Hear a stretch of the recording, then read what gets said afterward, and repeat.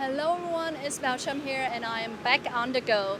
Last time when we were in Ho Chi Minh City, we visited University of Medicines and Pharmacy, which is one that is focused very much on sciences. Today, I am in Hanoi, if you could already tell from my outerwears and from the background. And we're going to visit a university that is very much on the other side of the spectrum, that is focused in arts and designs. Yes, today we're going to visit Hanoi Architectural University, one that was built in 1969. The school has a lot of histories and also a lot of myths.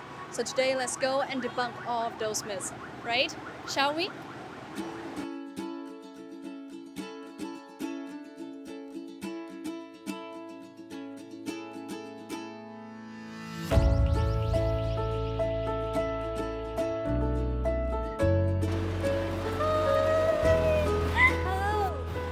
With us today, we have a student, a tour guide, I might say.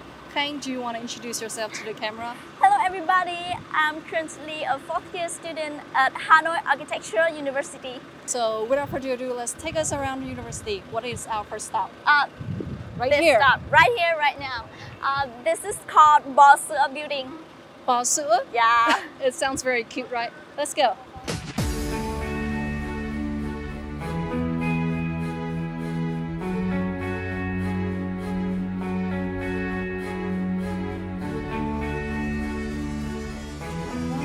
It looks like sort of an exhibition in here, a showcase almost.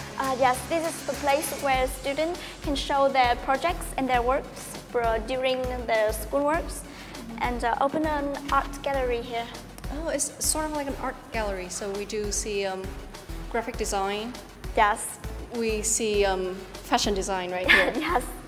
What other kind of majors do we have in the school? We have many faculties related to art, like architecture, urban design, interior design, fashion design. You can see everything around here. These faculties are perfect for those who has abilities and passion, abilities and fashions for arts, for compositions, colors, shape, size, and geometry. This right here looks quite conceptual to me, I might say. Yes.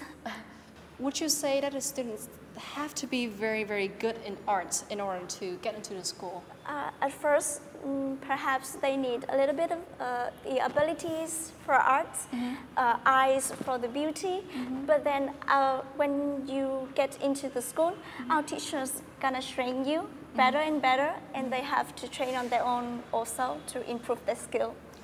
But then you do also have to take like a drawing exam in order to get in here, right? Yes. These fashion designs are very cool.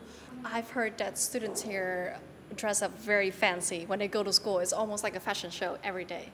Yes, of course, because each student has their own unique personalities and their artistic self, so they choose to show it through the choices of clothing and how they decorate themselves. So other students from other universities have the impression that our students are like in the fashion show when they first arrived. Yes, I do think you dress also very cute today in your vibrant pink color. Thank you very much. So right now we'll go and explore other buildings in the University of Architecture in Hanoi. But right before that, we'll be back to studio. Welcome back to IVO on the Go, and right now we're currently in Building I of Hanoi Architecture University. Khang, could you tell us a little bit more about this building? Yeah, this is the building of the main headquarters of Institute of International Training and Cooperation. I caught international right there. Yes. So that means that you do foreign language or program of studies here? Yes, students have the chance to experience the foreign education education methods. They can study English and even French in here. This building is also a place where students can study computer science. Interesting. So you have a lot of different majors in just this one building. Yes. And so when you mentioned that you have to study English or French, you would have international teachers here as well? Yes, we both have international teachers that practice Korean, Japan. Very diverse. Yes. But then you also have like classes in English, but was taught by Vietnamese teachers as well. Yes. We have both Vietnamese teacher and English teacher. I see. These are different kinds of models that you have to do for your projects, I suppose? In the project, we have to study the size and the shape of the models, the house, so it's going to be fit perfectly into the site and also usable for a human. So this is the diagrams. So we use colors to split into each element. Like for example, the black is for the structure, while the gray is for the enclosure, and the yellow line is for the circulations. So make sure that we all have air flowing through Yes. and not suffocate inside the house. Yes, of course. And so do you have like a classroom specialized for just doing crafts and models like this? Yes, we have a space for students to practice, to use like connect spaces in each building that they are working on, so they can make a building in models. Let's try and see where you do your projects is. Yes. Let's go. Let's go. Okay, and right now we're currently at the studio, right? Where we go from imagination to reality. Yeah. So how long does it usually take for a model to go from imagination to reality? It's going to take a very long time, but the time that we use to finish these models depends on each student, their efforts, how many efforts that they give, and then how many energy drinks that they drink each night. So usually you do better at night when you do creative stuff? Yes, because it is the most quiet time of the day. Really focused. Yeah, really and focused. Just really concentrate on what you're doing. Yeah. Right. Do you usually work on this by yourself, or is it like a team project? How does that usually work?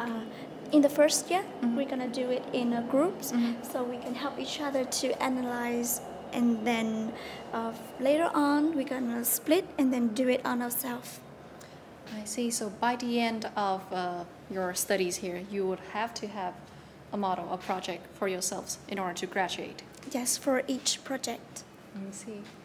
And right around here, I see there are many, many layouts that are on the walls. Could you tell us a little bit more about these? These layouts that the student made to express their ideas, their concept from the beginning to the end, to show like everything that they have worked and present it to the teachers and watchers. And I do notice that some of these are in English. Yes. How important is it, would you say, to be able to be really fluent in English for architecture? I think it's very important. English is a key role in architect. Having another language on hand gives way too many opportunities. I can imagine that I will have more chances to take part in foreign projects. Indeed. It's going to help me to improve myself.